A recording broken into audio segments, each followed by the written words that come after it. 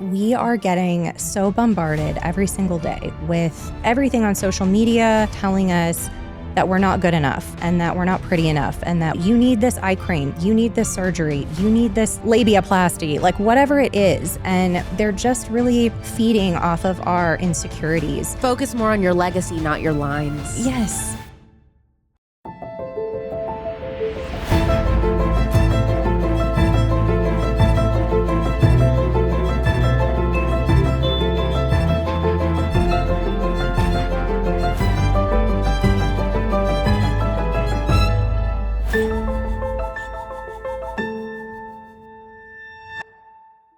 Whitney Di Bona is a personal injury attorney specializing in the beauty industry, working to hold everyone from beauty brands to med spas accountable for harming consumers. She's going to teach us about everything from the most dangerous ingredients in our makeup to her favorite clean beauty brands at Sephora, and she has a bomb to drop about cool sculpting that I've never heard. Whitney is committed to educating women about the dangers of the beauty industry on her social media platforms and through her podcast, which you can find in the show notes. Watch this multi-camera shot interview on my YouTube, Real Alex Clark, or Culture Apothecary on Spotify. Don't forget to leave a 5-star review to support the show for free right now so you don't forget. Or if you are blessed financially and you want to become a financial contributor, you can find a link in the show notes to leave a tax-deductible donation for Culture Apothecary because we are completely donor-funded. Show merch is available at tpusamerch.com with code Alex Clark, and there's a Facebook group for fans of the show called Cute Conservatives. Joining us on our mission to heal a sick culture physically, mentally, and spiritually is beauty lawyer Whitney Di Bona on Culture Apothecary. What are the top 5 most dangerous luxury makeup and skincare brands if you had to choose? It's hard to say a top 5 because there are so many brands that have toxic ingredients in them. And it's sadly the majority of the makeup brands that are on the market. So I've been really open talking about Charlotte Tilbury for one. That is kind of the makeup brand that I used to use. I used to use a lot of her products before I really started diving into the ingredients. And the first thing that I realized was that all of her blush, eyeshadow, bronzer, all of those products contain talc. So that was kind of like where I started. And then from there, I was looking at all of the other ingredients. And I realized that there's a lot of other stuff in there too. And so then I started looking at all of the different makeup brands, and it's all of them, everything from the luxury brands to drugstore brands. I mean, Maybelline, L'Oreal, Revlon, all of these brands are using ingredients that are toxic and potentially not safe. So it's hard to just pick top 5 because it's really still such a widespread problem. You're a beauty lawyer fighting for a cleaner cosmetic and personal care industry in America. Why was this an important direction for you to take in your law career? When I kind of first started down this road, I was working for a law firm handling mesothelioma cases. And when I first started there, the majority of my clients were kind of your typical clients that you would think of when you think of asbestos exposure. So we're talking about construction workers and auto mechanics and men that served in the Navy or the Marines, people that worked in shipyards. That's kind of like what we think of when we think about asbestos and mesothelioma. And so a lot of my clients were older men, but they were in their 70s, 80s, 90s, and they had worked in these industrial careers. And at some point, we started signing a lot of clients who were younger and a lot of women. And so we were signing a lot of clients, I would say between 40, 50, 60. They didn't come from families where like the dad worked in an industrial setting and could have been bringing home the asbestos on his clothing. Because when you take one of these cases, you really have to dive through somebody's entire life to figure out where are all the potential places that this person might have been exposed to asbestos. I'm getting these cases and I had to start kind of learning the whole talc story and how do we prove these cases and how did these women get exposed? And the firm that I was working with, we started naming in these lawsuits a lot of makeup companies. We've all seen those talcum powder kind of lawsuit commercials on TV, but I just thought that that was only for baby powder. Me too. We started suing all of these companies for things like eyeshadow and blush and bronzer and loose face powder and those types of products. And so in the discovery process, we started to uncover, documents and we're seeing that these companies were making loose face powder for decades with talc that came from asbestos contaminated mines. That was what really like shook me to my core, because I'm going, wait a minute, we're suing all these companies for these makeup products that I've grown up using, you know, CoverGirl face powder and, you know, some of these products that I've been using since I was a teenager. And so that was what really kind of started this whole journey for me, because then there was one day where I was like, wait a minute, like all of this stuff has talc in it and I need to go home and look at all of my makeup. And I went home and I'm going through all of my makeup products and I'm like, oh my gosh, you know, Charlotte Tilbury, talc, MAC, talc, like all of these makeup products in my possession contain talc. And so that was when I really started to look into, okay, well, talc is bad. I want to get rid of all the talc. And so I'm telling my sisters, my mom, I'm telling everybody that I know, you need to get rid of the talc.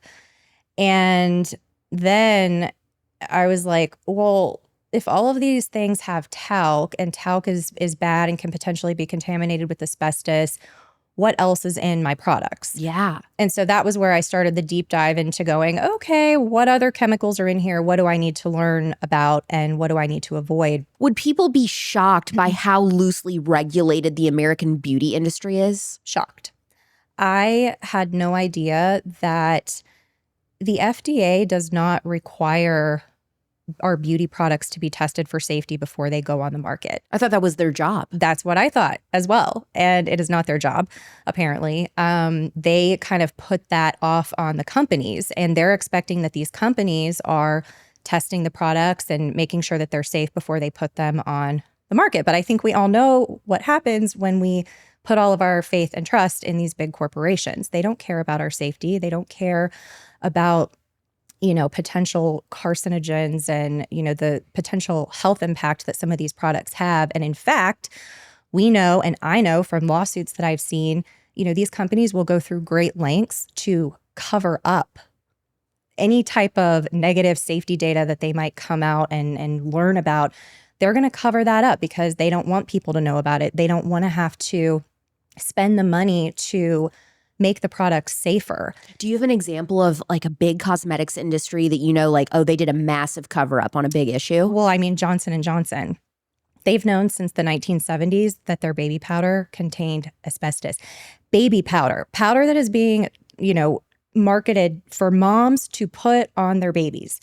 And there is, you know, substantial evidence going back at least to the 1970s where they knew, and they did nothing to warn the public, to change their products to make them safer. What was happening to those children who used the baby powder? Well, at the time, nothing. But what's happening now is all of these people are being diagnosed with mesothelioma. So many women have been diagnosed with ovarian cancer from using baby powder. I didn't grow up with like powder wearing. My mom wasn't really a big powder person, but powder people are like powder people, and they use baby powder everywhere. People use it as deodorant. They'll put it like in their underwear, their bra. They like basically get out of the shower and bathe themselves from head to toe in baby powder. The powder people. The powder people. Yeah. I didn't know that, I guess powder was used. I just thought it was baby powder was people used it to diaper babies. But with all the clients that I've represented, men and women, I've learned that there are so many men who used baby powder and still do. They're probably using it on their balls. Yes, using it everywhere. So those are always fun depositions. I'm not talking in lawyer speak. I'm like, he's putting it on his balls. Well, they definitely did, and in private areas, and women too, you know, would like dump it in their underwear. So that's always like a fun conversation at a deposition to have your client have to describe. And then how did you apply the powder into your underwear? Oh, you gosh. Know? But this was very common. And so the thing with asbestos exposure and mesothelioma is that it's a disease that takes many, many years to develop. And so basically you breathe in the asbestos fibers, they go down and embed themselves into the linings of your organs. And then it can take 10, 20, 30, 40 years before it actually develops into the disease. Whoa. So that's why we still have these people that are getting diagnosed with mesothelioma right now, where, you know, they were using these products 10, 20, 30, 40 years ago. And that's just kind of the nature of this disease. So, like I said, at the time, nothing was really happening to these people, but Johnson & Johnson knew what would happen to these people if they didn't get the asbestos out of their products, but they didn't. They actually just switched over to talc-free products completely. So now if you buy Johnson & Johnson powder, it's going to be made with cornstarch, but that has just happened in the last 2 or 3 years. Can you share any big names of companies we know that you've helped with lawsuits? CoverGirl, Maybelline, Avon. We're seeing a lot of women who worked as Avon ladies and, sold the Avon products. A lot of their stuff was contaminated with asbestos. They actually just filed for bankruptcy protection on those cases. So is this how they get out of it? It's how they get out of it. And that's exactly what Johnson & Johnson has been doing now. They have filed bankruptcy multiple times, claiming that they're bankrupt. I mean, Johnson & Johnson is a multi-billion-dollar corporation. We know that they're not bankrupt. It's a little tactic called the Texas two-step, where they basically make a new company, they assign all of their bad liabilities to that company, and then they file for bankruptcy on that company. They've done this multiple times. The bankruptcy courts keep throwing these out and saying, no, Johnson & Johnson, you're not bankrupt. But they continue to do it over and over again. And in the meantime, we have thousands of men and women who have developed these diseases, have, found out that they're diagnosed with these terminal cancers, and they're just waiting. They're waiting for justice. They're waiting for compensation for their medical bills, for the pain and suffering that they've gone through. And there's really no end in sight to it, and it's despicable. Is Mary Kay any better than Avon? No. Mary Kay, I would say also, I know that they've been named in some talc lawsuits. I haven't personally represented anyone in a Mary Kay case, but I know that there are suits against them as well. And right now it's also, this is kind of newer litigation when we're talking about a lot of the makeup companies. So we're still learning. We don't have all the documents. We don't know where all of these companies were sourcing their talc from, or where they're still sourcing their talc from. Have you looked into any of these big new celebrity beauty brands that are at Sephora to see if some are better than others? You've got Fenty Beauty, you've got Selena Gomez Rare Beauty, Ariana Grande has a line now.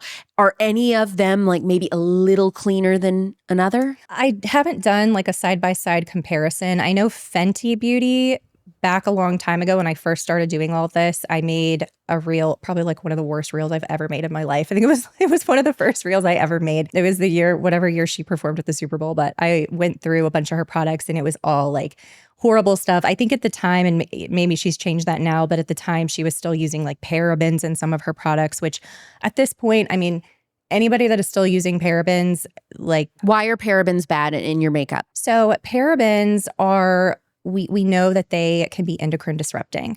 And so they're basically messing with your hormones. They mimic estrogen. And nobody has really studied in depth the effect that can have on our bodies. What kind of names do parabens have on the ingredient label? So it will end in the word paraben. It would say Okay. methylparaben or butylparaben or something. There's a bunch of them, but it will end in paraben. The majority of companies are jumping on the paraben-free bandwagon and making products that do not contain parabens. And so any company that is actively avoiding parabens, they're putting that on the product. So it's pretty easy to look at a product and they'll have it listed right on the front and it'll say paraben-free.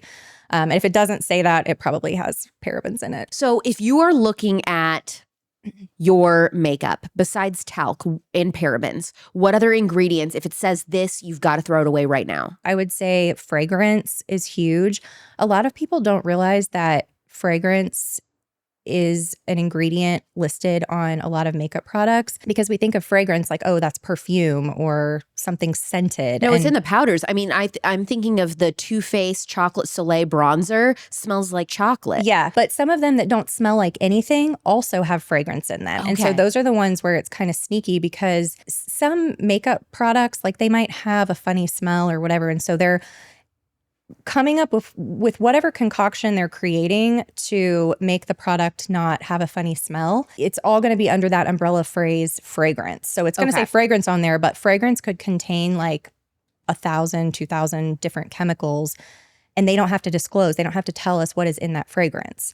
because it's protected under trade secret laws. So I always look for fragrance. If the company doesn't specifically disclose what is in their fragrance, then I'm not going to use it and I'm not going to buy it. What about skincare? What ingredients are really dangerous in skincare products? I think the same thing. I always look for fragrance in my beauty products, skincare products, really in anything, even if we're talking about shampoos, lotions, anything like that. Do dyes matter? Yeah, I think avoiding synthetic dyes, this is one of those questionable things because a lot of the clean beauty brands still use synthetic dyes in their products. So some of your big brand clean products that you're going to find like at Sephora, they're avoiding a lot of these specific chemicals, but then a lot of the lip products are still going to contain synthetic dyes. And so if you're looking on the label of a lipstick or a lip gloss, if it says, Lake, whatever, and has like the color on it. That's what's in the Laneige lip balm. Yes. So that's a petroleum-derived synthetic dye. So would you use that? So I have used some of those, but now I have found that there are brands that are making lip products that do not use the synthetic dyes. They color them with other natural ingredients. And so I've been looking for more of that lately because the more I learn about, lipstick, you're putting that directly on your lips and you're licking your lips and you're ingesting that lipstick. So, a lot of this stuff just kind of comes down to like personal preference and what you're comfortable with. So you buy organic coffee, but you're still stuck on the same toxic creamer, compromising how clean your coffee really is. If you're still putting engine lubricant in your coffee that's full of gums, thickeners, fake or added sugar, artificial food dyes, artificial flavors, and seed oils, you're going to be blown away by the organic superfood creamer from Taylor Dukes Wellness. This is a pure superfood creamer to power your day. It's organic, dairy-free. It's made with intentional ingredients like MCT powder, mushrooms, L-theanine, and adaptogens to give you long-lasting energy, enhanced focus, stress relief, and an immune boost in a cup. The organic superfood creamer from Taylor Dukes Wellness has a delicious creamy taste and pairs great with her organic, mold-free, and mycotoxin-free pure coffee. It's time to level up your morning cup. Taylor Dukes Wellness also has my favorite organic grass-fed bone broth protein powders like the new strawberry and cream one, electrolytes that you can throw in your purse for on the go, and all of your supplement needs sourced as clean as possible. Go to TaylorDukesWellness.com and use code Alex Clark for 10% off. That's TaylorDukesWellness.com with code Alex Clark for 10% off the best organic coffee, superfood organic creamer, and more. The most frequently asked question right now that I'm getting is my recommendation for non-toxic candles. You do not want to be filling your home with endocrine disrupting chemicals. I tell everyone to opt for beeswax candles, which not only purify the air, but also release negative ions that promote relaxation. I love to light Natural Sloth beeswax candles in my home at sunset. I sound like I'm in a cult. I'm not, I swear. Each Natural Sloth candle is made safe certified. Every product is rigorously tested to ensure it's free from harmful chemicals and safe for use in your home. They're completely non-toxic and clean. They prioritize your health by using only the safest non-toxic ingredients in all of their products. Their Christmas tree beeswax candle is my favorite right now. It's got essential oils like balsam fir, pine, and cedar wood. Natural Sloth candles have a wooden wick for a long natural burn and are made in the USA and veteran-owned and operated. They also have non-toxic hand soaps and room sprays. The Spice Coffee scent is another one that I really love. Get a gift for yourself this Christmas or your Secret Santa person. Go to naturalsloth.com and use code Alex for 15% off completely non-toxic candles. That's naturalsloth.com with code Alex for 15% off. I never hear anybody talking about the nail industry in the non-toxic world. Is there such a thing as a truly non-toxic nail polish? I know that there are nail polish companies that are making cleaner polishes. The problem with the nail industry, and I know that this is a huge concern for women that actually work in nail salons, is that a lot of the nail products they contain formaldehyde releasing agents. And so that's a huge concern for, women that are working in these nail salons every day, being exposed to all of this formaldehyde, which we know is carcinogenic. Every time I go to the nail salon, and I mean, I have the luxury of like being in Arizona, besides a couple months of the year, it's too hot. You have to just have all doors closed, air conditioning on. Most of the year, it is beautiful here. And so it's just like nice weather all the time. And if their doors are closed, I'm like, hey, do you mind if we keep these doors open and prop them open? Because the fumes in there, I absolutely loathe getting my nails done. Pedicure is different. Like, that's nice. But I don't know about you. I hate getting my nails done. It just sucks. You can't use your hands.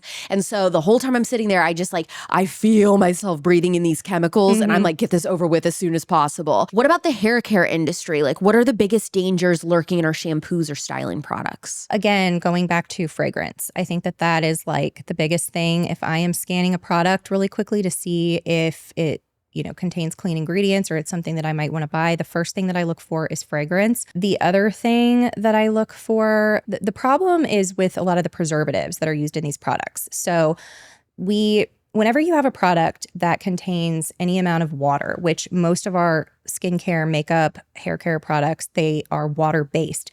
And so when you have a water-based product, you have to add preservatives to it to keep it from molding. Right. And so a lot of these synthetic preservatives, that's where we're finding out, okay, some of these are actually harmful. That's where the parabens, that's why they are included in these products, because they're a preservative. So there's another preservative called phenoxyethanol.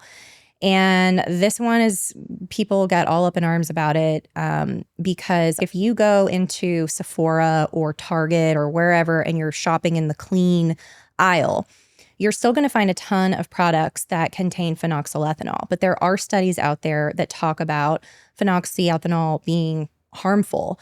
And in what ways? What does it do to you? So phenoxyethanol, there are studies out there that show that it is actually a neurotoxin. And there's studies out there specifically that talk about it being very toxic and harmful for babies. Specifically, if you go in the baby aisle and you look at a lot of the baby products, you're going to see phenoxyethanol in those products too, which just kind of blows my mind. But so anyways, phenoxyethanol it's one of those, I think it's a better preservative than parabens, but it's still something that I would not consider to be a completely clean ingredient. And it's something that I look to actively avoid. So if I'm in the clean beauty aisle even, I'm going to scan the product. I'm going to look for fragrance. I'm going to see, are they disclosing what's in this fragrance? Is it synthetic fragrance or is it a natural derived fragrance? Because that's another thing that, you can look for. A lot of these companies are making their products now with fragrance that is essential oils. Right.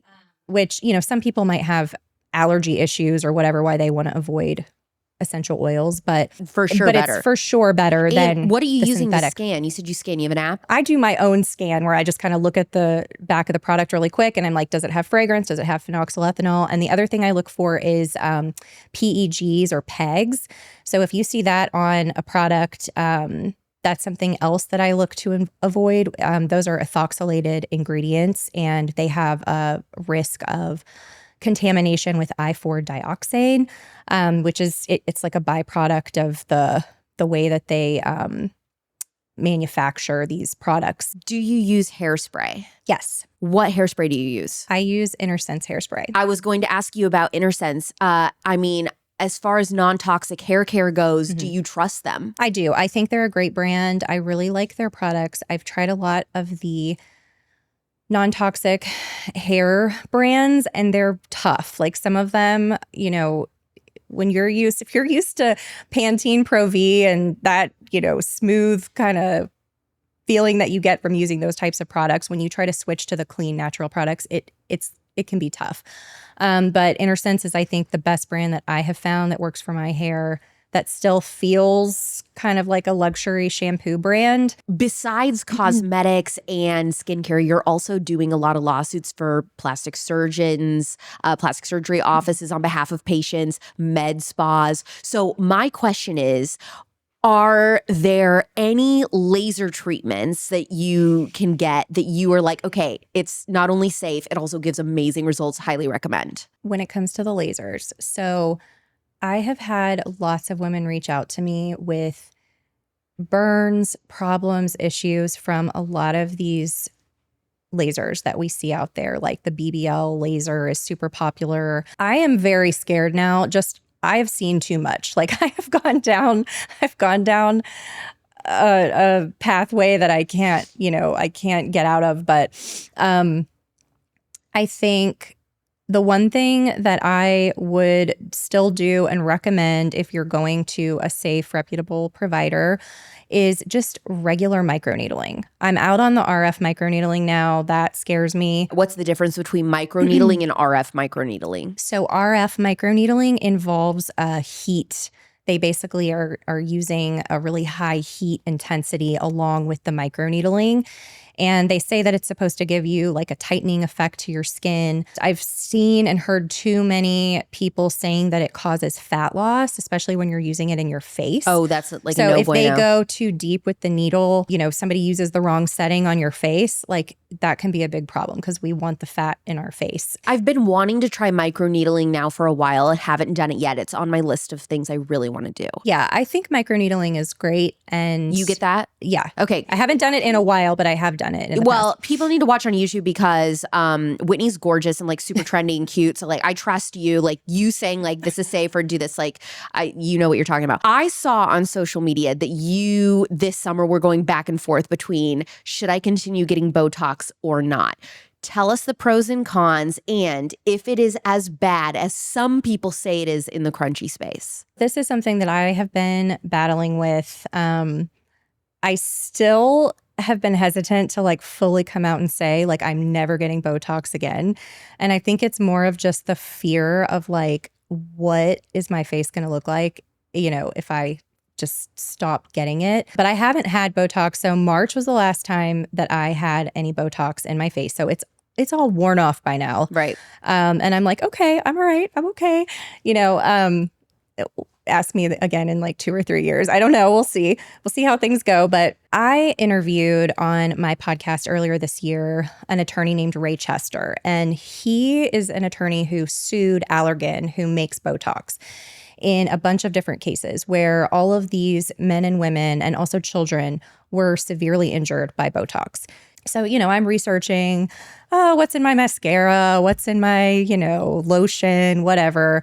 The whole time I'm going and getting Botox injected into my face. And I just kind of kept telling myself, if you just do a quick Google search of Botox, like, does Botox cause cancer? I think like one day maybe I had searched that. And immediately it pops up and it's like, no, Botox is safe, whatever. That's what the AI will tell you and, just spit that out. So I had just justified it in my head like, okay, Botox is fine. It doesn't cause cancer. There's no like major issues with it. And then I just kind of didn't look into it any further because I think I just really didn't want to know. So I brought Ray Chester on and I talked to him and he really went in depth about these cases that he handled and the severe, life debilitating injuries that some of these people sustained from Botox. And I'm going to say that, and he even said this, that the majority of those cases were people who were getting Botox for therapeutic medical purposes. So they were getting really high amounts of Botox injected for whatever the medical treatment or medical condition was that they were using it to treat. Like migraines or sweating. Migraines, sweating. There are a ton of medical conditions that they are using Botox to treat. And so in those cases, typically they're using way higher, dosing, and that's how people end up getting the Botox poisoning. He also talked about his one client. He had multiple clients, but there was one specific client. She was like a doctor and, just went in for regular run-of-the-mill Botox cosmetic injections. She got something like 60 units or like a very normal amount of Botox and ended up like her entire life was ruined. She literally could not be a doctor anymore. Like it completely destroyed her life. And so he kind of told me the story about his client. And then I started digging more. And if you go online, you're going to find these groups where there are thousands of women who are reporting that they have had these terrible, terrible side effects from Botox injections. And there's one particular page that I follow. It's like Never Talks on Instagram. They might be on Facebook too, but the stories of these women on that page. And I've had women reach out to me ever since I started kind of speaking up about Botox and just telling me like what happened to them. And so I think that a lot of this, again, is being, I don't want to say hidden, but it's like I never knew any of this stuff, and I've been getting Botox for like 10 years. So you really have to dig to find this information. And once you find it and you really kind of look into it, I don't know, I just sit here and I'm like, does the risk outweigh the reward? And I think that that's the thing that we have to always look at when we're looking at any of these cosmetic treatments. Like, do I hate these wrinkles on my forehead so badly that if I got this horrible, neurological debilitating condition from getting Botox, like, does that outweigh the benefit of not having any wrinkles? The conviction, y'all, it's fierce. Now, I have not gotten any Botox injections for a little over a year now. Okay. So I had to stop. And you look great. Well, thank you. It's things are starting to go a little haywire, and I've got the frownies sitting on my bathroom counter, and yes. I have yet to gain the confidence to figure out how to do it. Oh my gosh, I'm you just have like to use intimidated. But I'm going to interview the founder, and you so are? I'm going to ask questions, and I'm going to have her like show me. I'm going to go in the bathroom with her and have her show me what I need to do. Yes. But yeah, so I got an autoimmune disorder, and then I think that was like the last thing that was overflowing my bucket, and then I started having way worse symptoms. I think my body was like, no more Botox. But here's the other thing I will say about Botox, because it does wear off after 3 months, that we think we need to get it every 3 months.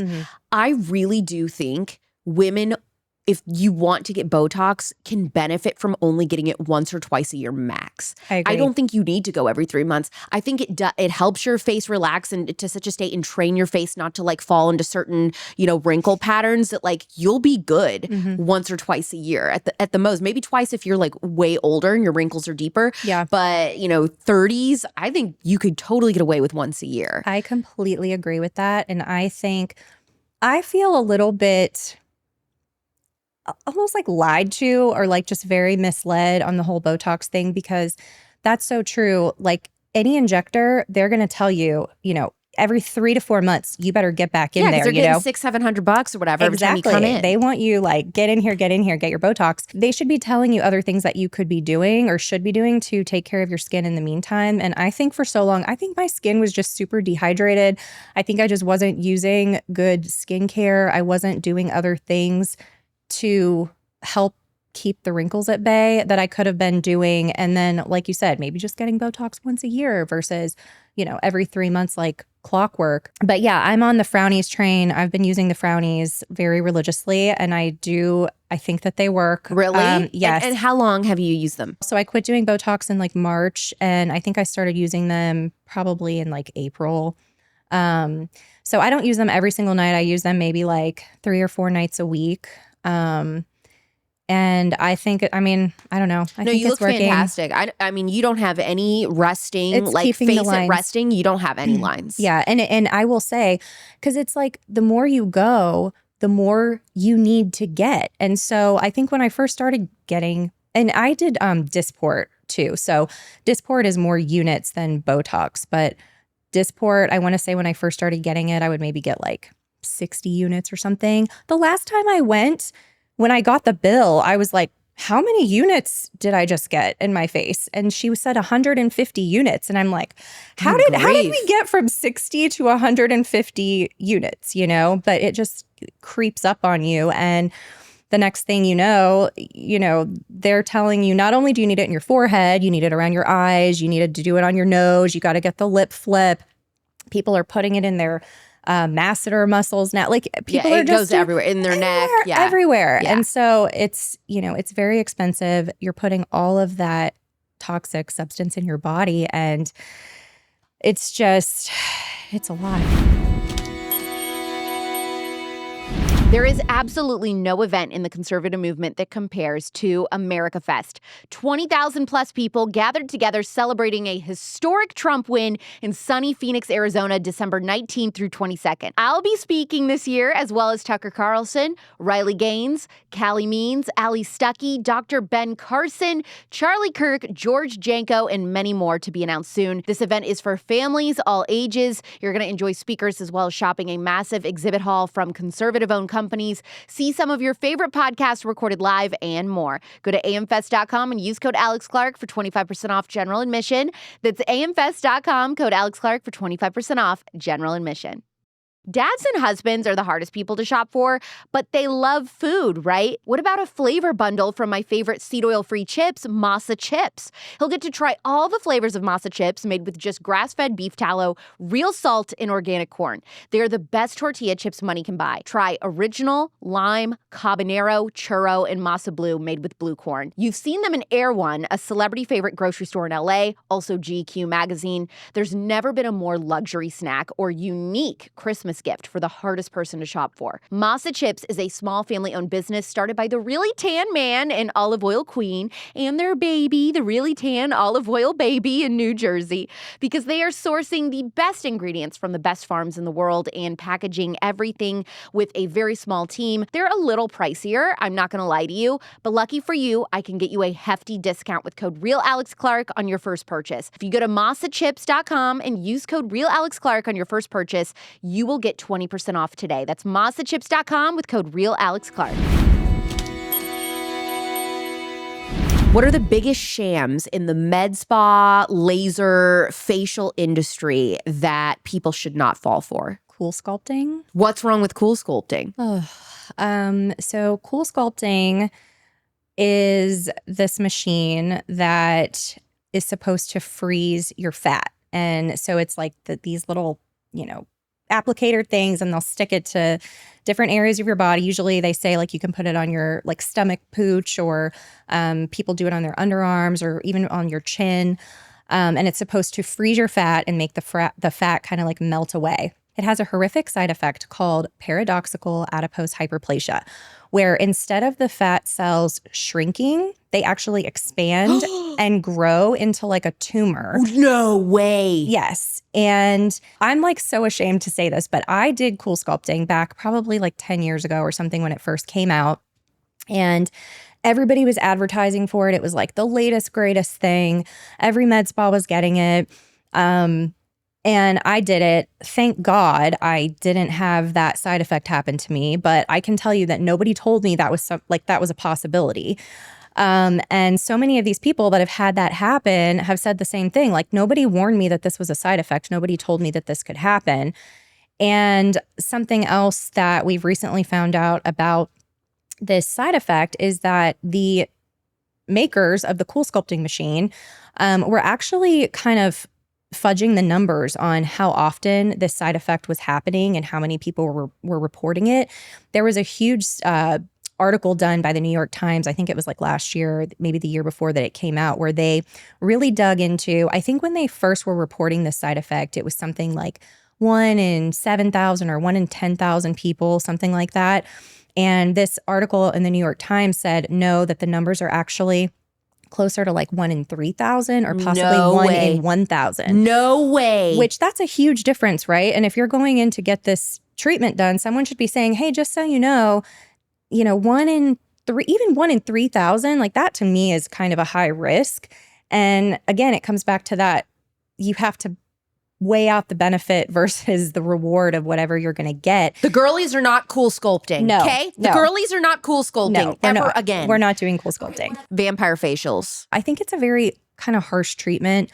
And I've heard mixed reviews about it. I've never done a vampire facial. But there was recently FDA, I think the FDA came out and did a whole thing on it. But basically there were these women that had gone to this med spa for vampire facials, and they got HIV because the med spa was using contaminated, dirty equipment. So, Sick. and that goes back to be careful where you're going kind of thing.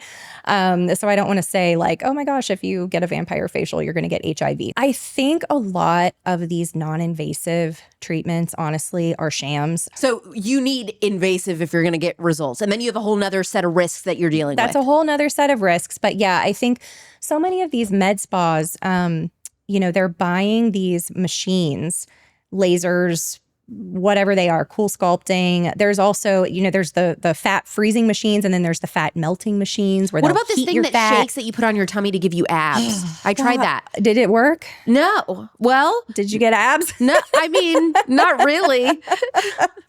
I don't know. I've never tried that one, but I just think so many of these non-invasive things, the medical professionals get sold on them because they have these reps for these, whatever is like the newest, greatest thing. They come in and they're like pharmaceutical reps and doctors. Exactly. And they're going to say, oh my gosh, your patients are going to love this. They're going to get this fantastic result. So then the surgeon or the provider spends thousands of dollars to buy this machine. And then what do they have to do? They need to recover their cost. So they're going to push it and they're going to tell all their patients to try it. And they're going to say it's the greatest thing in the world. And I just think the reality is most people that have tried non-invasive things, like, did you really get that great of a result? Most people would say no. What clean beauty brands at Sephora are actually clean? I'm going to say this. So obviously Sephora has its clean section, okay? And they have their own set of, I think there's like 7 ingredients or 9 ingredients that they have banned. And so it's like phthalates and parabens and, some of these things that we know are harmful and that people buying clean products are generally looking to avoid. Like, everybody's making up their own definition of what clean is these days. That's the problem. The FDA hasn't come out with a standard definition and say, or, no government regulatory authority has said this is what is clean or this is what is okay to use. So it's kind of everybody using their own personal judgment. For some people, is it better to go into Sephora or Target and buy something out of the clean section? Yes, because you at least know they're not going to use parabens and phthalates and some of these other things. But I kind of have a little bit stricter of a standard. And so, like I was talking about earlier with some of those preservatives that I try to avoid, like, I will go in and I have to look for that. And it's not so easy to just say, well, Ilia, for example, is a clean brand, because there are some products in the Ilia line that I probably wouldn't buy. So you almost have to look at every single product on a case by case and ingredient by ingredient basis. Okay, which is, Kozas. Yeah, so I love that brand. But again, is every single thing in their entire line completely clean? No, I think that they still use some like synthetic dyes in some of their stuff. So again, it just comes back to like, what are you comfortable with? Okay. There's people that are like, I don't want anything. Like, if it's made from petroleum, I don't want it anywhere near my body. But then there's people that are like, well, if they're testing it, if they're doing third-party testing and, making sure that it doesn't have lead or it doesn't have this, So not at Sephora, and also not makeup, but skincare, Agent Nature. That is actually a very clean brand. I think that's a great brand for skincare. What brands are you using? Skincare and makeup? Makeup, I'm using, I use the Kosas foundation. I really love that, and their concealer. I use a lot of the OG brand makeup products. They have like a contour set that I love. There's a couple of brands, like Jane Iredale makes some great clean makeup. RMS is another one. I think those are probably kind of like my staple go-tos. And then skincare, I'm probably also going to have people coming after me for this, but Oliveda. There's controversy with them. There's controversy. Because it's like, people are like, it's an MLM, and that's Yes. the some people don't like that. Yes, exactly. I'm not a fan of that. But I mean, but you really do like it? Oh, I love it. And Okay. same thing, like I've never bought any kind of like MLM product, and I kept hearing about it. And then people were asking me, especially when I started talking about Botox, because they were talking about that Botox in a bottle serum. So I was like, whatever, I'll just get it and try it. And I loved it. And that's what I've been using. What do women need to know about Tampax tampons? Well, first of all, it's not just Tampax. It's, a lot of the brands, because there was that recent study that was done.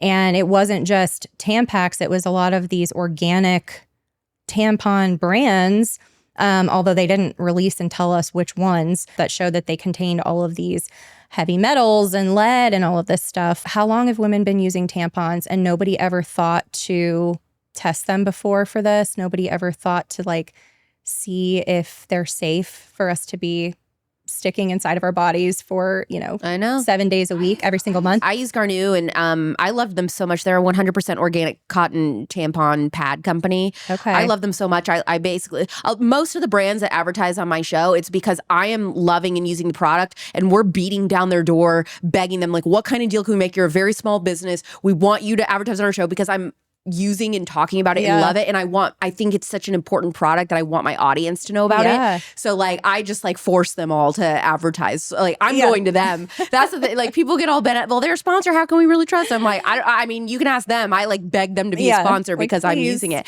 But Garnier has been amazing to me. Okay. I need to try that one. Is this vaginal rejuvenation procedure that some people are getting actually tightening and beautifying down there? I have very mixed feelings about the whole vaginal rejuvenation phenomenon that is going on.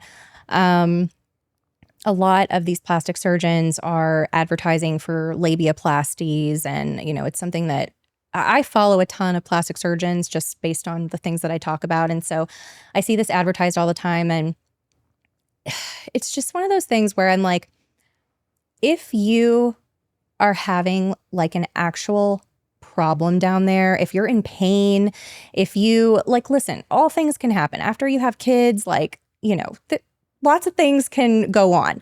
And if you need a surgical procedure to, fix something that is actually a problem, then I have no problem with that. And I'm all for that. But I have a problem with plastic surgeons, people in the aesthetic industry advertising for these procedures that probably the majority of women do not need. And it's like they're making us feel bad or insecure about something that we did not need to feel bad or insecure about. I think it's insecurities fueled by the porn industry. Yes, I do. I think that has a lot to do with it. And sometimes I've said this before, but I'm like, unless your sole source of income is like, your OnlyFans account, then why do you care? Why would you do that? Yeah. What your vagina looks like on I don't know. I'm just like, who are you doing this for? By the way, men are never doing that. No, men don't care. Yeah. Their balls could be sagging to the ground.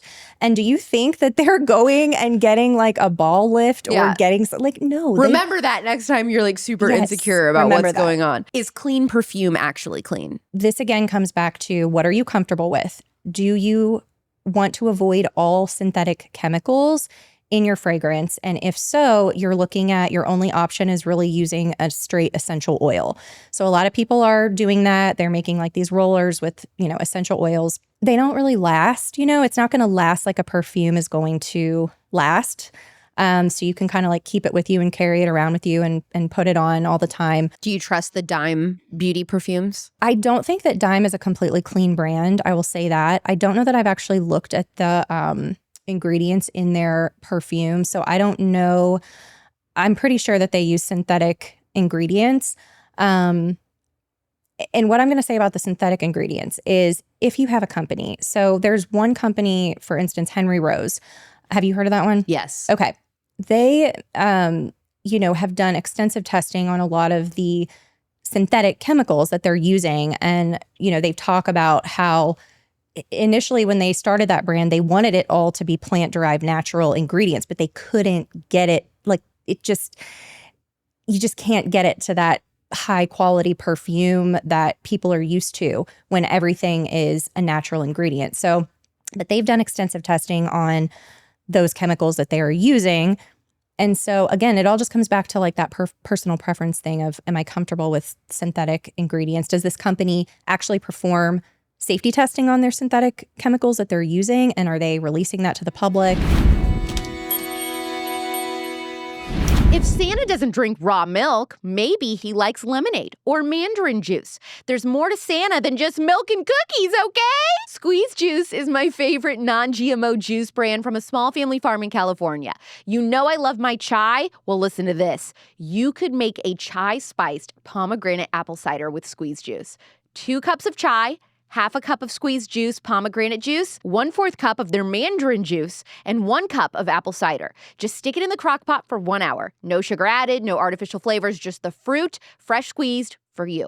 Get it shipped cold from California today, straight to your door. Have squeezed juice mandarin juice with sourdough cinnamon rolls on Christmas Eve. Go to shop.squeezejuice.com and use code ALEX for 25% off. That's shop.squeezedjuice.com with code ALEX for 25% off. Little Bean, are you drowning in student loan debt? Do you feel like there's no way out? Are you discovering that your whole family is affected by this? If you have private student loan debt and are behind or even in default, you got to call my friends at Refi. Refi refinances private student loans that others won't touch and provides you with a custom loan payment based on your ability to pay. They can reduce your monthly payment and your total cost. Plus, they don't care what your credit score is. Refi is not a debt settlement company. You'll receive a low fixed interest rate that you couldn't get anywhere else and a pathway to making all the stress and worry come to an end. Just give them a call at 888-502-2612. That's 888-502-2612 or go to yrefy.com. That's YREFY.com. If private student loan debt is wrecking your life, it doesn't have to. Take it from me. Call YREFI at 888-502-2612 or go to yrefy.com. So many women give up switching from their traditional deodorant to a non-toxic one because it's a hard process. It takes time. It's a lot of trial and error. And so they're just dying to throw in the towel and go back to their secret aluminum-free deodorant. What should those women know? Deodorant is hard. That's been one of the toughest product switches for me. I think the majority of people are sensitive to baking soda. And so a lot of the natural deodorants contain baking soda.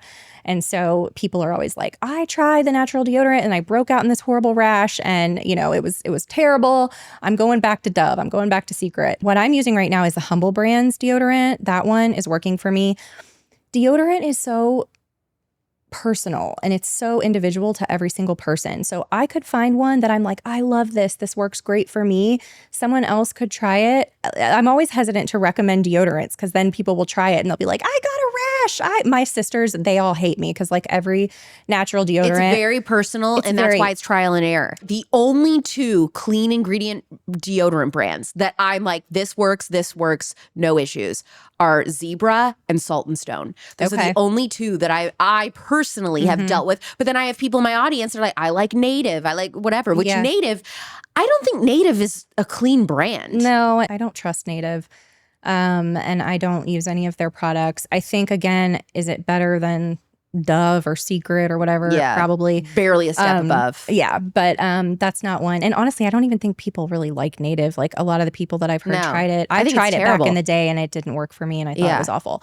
But yeah, I would just say keep trying, keep moving forward. I've had the situation happen to me several times where I found one that I was like, oh, I love this. And I used it. And then I was like, this is great. And I bought like 3 more just to have it stocked up. And then I broke out in a rash from it. Yeah. So sometimes it's kind of like a delayed rash. Something that I did recently, because that happened to me, and I used hypochlorous acid spray and I sprayed it in my armpits for a couple days and it cleared up. And then I tried the deodorant again and I've had 0 issues. Before booking a major plastic surgery, what research should someone do on the surgeon? It's tough because there's so much information on the internet about these surgeons that may or may not be true. A lot of it is kind of smoke and mirrors and stuff that's being put out by the surgeons themselves.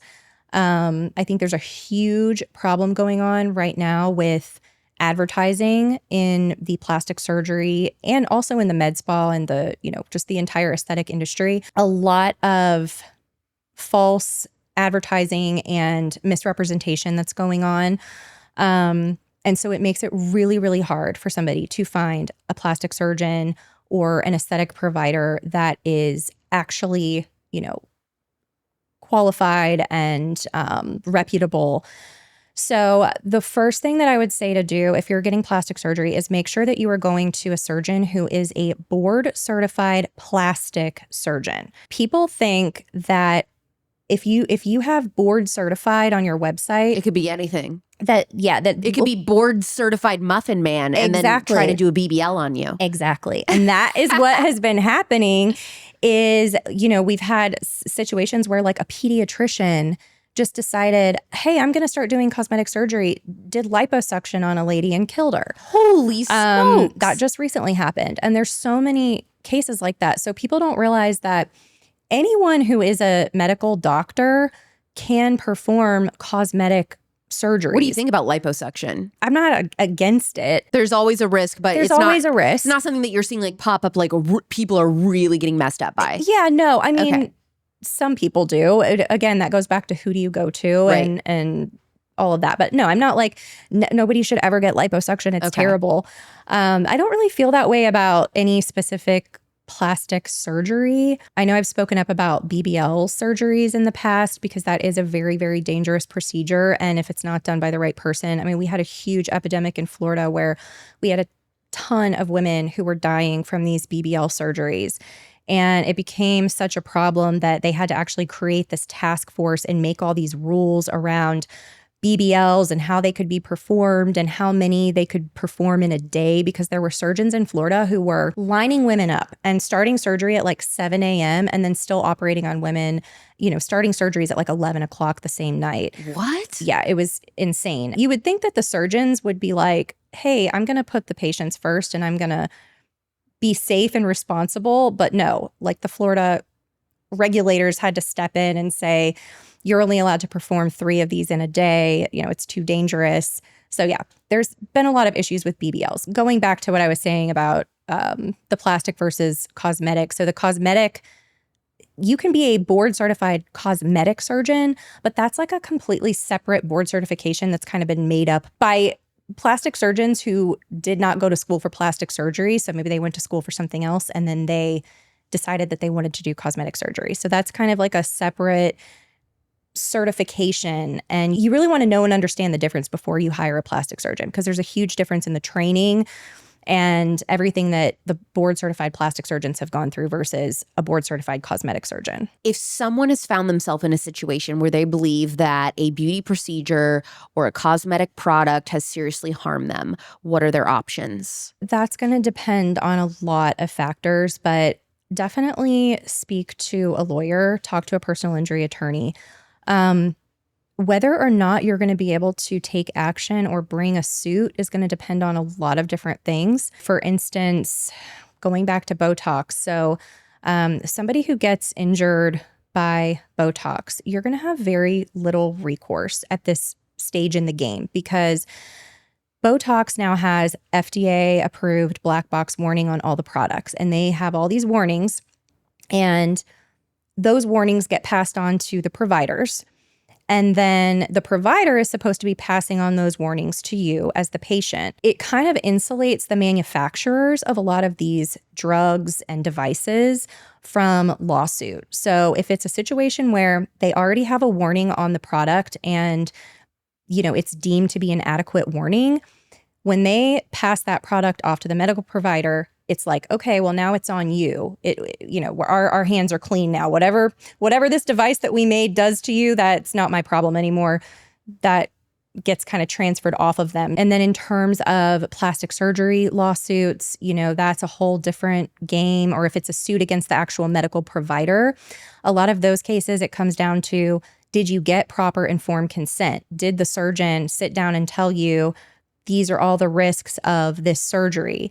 Did they have you properly sign, the informed consent forms? Something that when I started looking into these cases, I was really shocked to find out is that a majority of plastic surgeons in the state of Florida and also a lot of other states are not required to carry medical malpractice insurance. So you go to a plastic surgeon, they botch you, they hurt you, kill you, God forbid. You find out after the fact that they have zero medical malpractice insurance.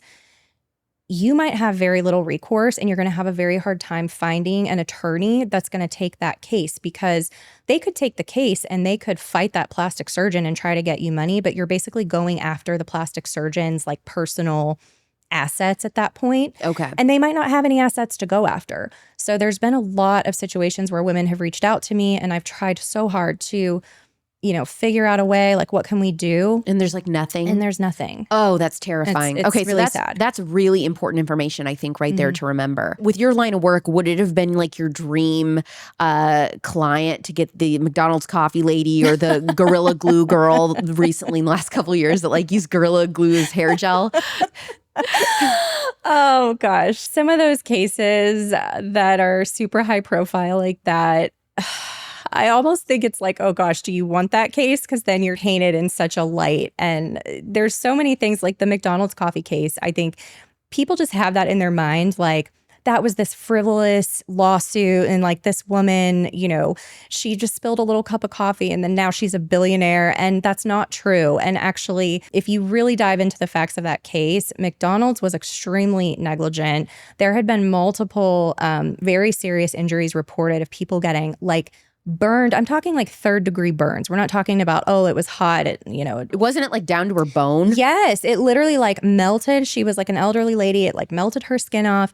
And it was really, really a horrific injury. And when they dug into it, it was like, well, McDonald's knew you shouldn't be selling coffee out of a window that is hot enough to melt somebody's flesh off. So, I laugh, but no, but it's been long enough. There's been enough time. Yes, time has passed now. But people just get such a negative like idea of some of these cases without actually knowing all of the facts. So would I have represented her? Of course, I would have represented her. If you could provide one remedy to heal a sick culture, physically, mentally, or spiritually, what would yours be? I would say, and this is really for all of the women, is try and learn how to love yourself and accept yourself the way that you are. We are getting so bombarded every single day with just everything on social media, advertisements, all these different things telling us that we're not good enough and that we're not pretty enough and that you need this eye cream, you need this surgery, you need this labiaplasty, like whatever it is. And they're just really feeding off of our insecurities. That's something recently that I've really been dealing with myself. And I'm not saying like I love my, 10-step skin routine and I love like trying all of the fun beauty things. And I think it's all great and fun. But I just wish that we could all stop putting so much emphasis on that and focusing more on just like the good that we can do in the world. Focus more on your legacy, not your lines. Yes. You should brand that. You should trademark it. I can help you file it. That's great.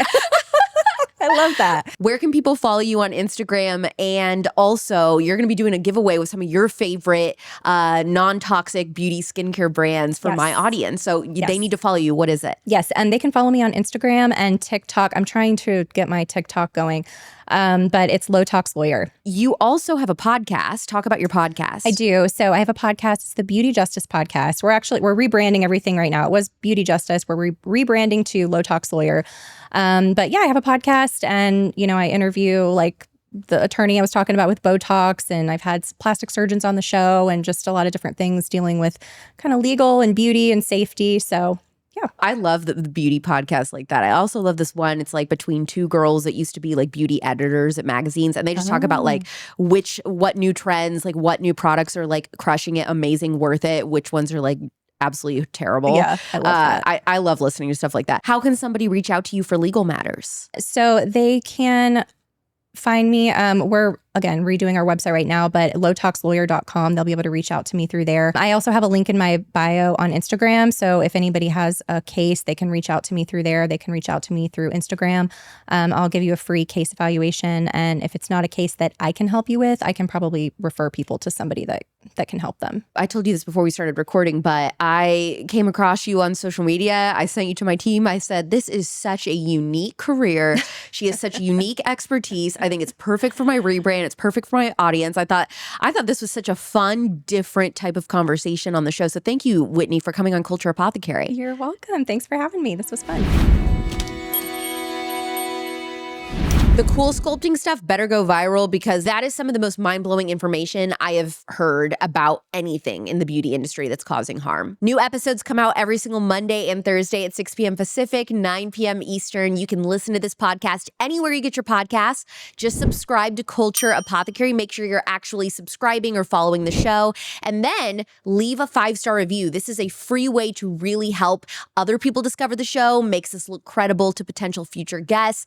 And yeah, my bosses read them. So, leave a nice little compliment of how you found us and what you like. We're on a mission to heal a sick culture physically, mentally, and spiritually. This is Culture Apothecary, and I'm Alex Clark.